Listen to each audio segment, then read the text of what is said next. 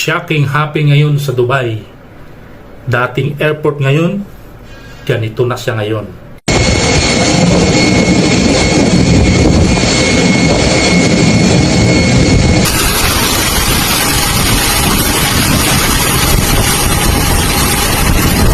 Dahil sa mga patuloy na pagbuhos ng ulan na mayroong mga bagyo na dumaraan sa Dubai, kaya ngayon ay binaha ang Dubai.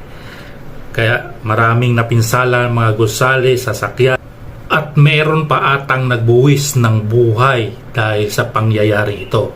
Panoorin nyo ang video na ito. Yan guys, ang isa sa mga video na nakuha ng isang mga kababayan natin sa Dubai habang nirescue nga nila isang palutang-lutang na ito, na isang bangkay na sigurado ito kasi palutang-lutang na, sima na lang nila, kinuha na lang nila, kinawit na lang nila hanggang madala nila doon sa palagay ko dito